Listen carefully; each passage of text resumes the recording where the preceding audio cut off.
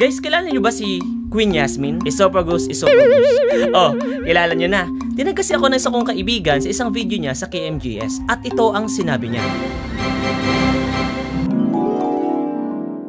Napaisip ako, why not nang itry natin? Kaya tinanong ko na rin ang Facebook followers ko kung papalagan ko ba ang challenge na ito. At kapag naka-50 reacts sila sa post na ito, aba, papalagan na natin ang challenge na yan. At matapos nga isang araw ay nako, nakalabas nga ng 50. So paano ba yan?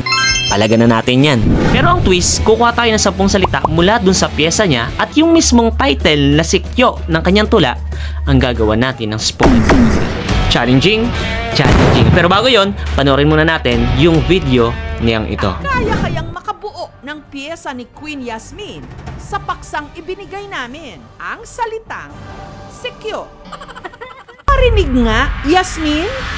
Sikyo, ang ating sinisecurity para sa ating kaligtasan para di tayo mapahamak sa anumang uri o anumang hamon man ang dumating sa ating bagay-bagay. Lagi siyang andyan, lagi kang kampante kapag laging andyan yung sikyo. Alam mo na hindi ka niya pababayaan, aalagaan ka niya at isisecurity ka niya para hindi ka niya dati. Pero ngayon, sinaktan ka na niya and overall. And I thank you. Ayun, napanood na natin. Ngayon, subukan naman natin na tayo naman yung gumawa ng spoken poetry gamit yung mga salitang sinabi niya doon sa mismong video niya.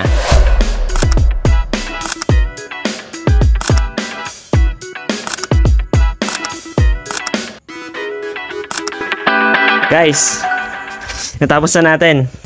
Try natin itong bigasin sa anyong spoken poetry. Let's go! Batid ng lahat ang hamon sa kaligtasan, dahil na mong oras ay maaring mapahamak kahit saan.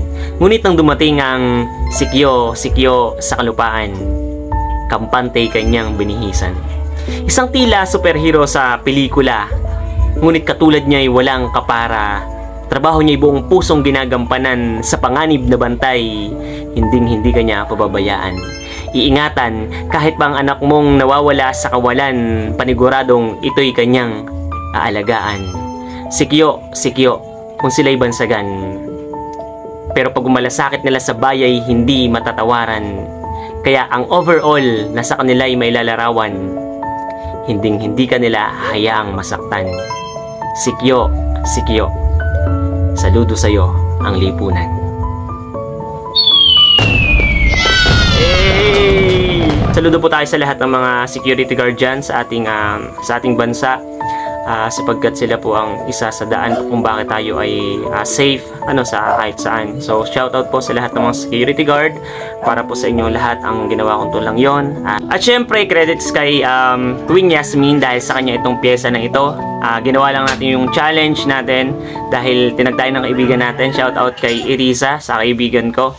At sa lahat po nanonood, maraming salamat. Laging tatandaan natin, hanggat may pangarap, may alapap. Thank you. Bye-bye!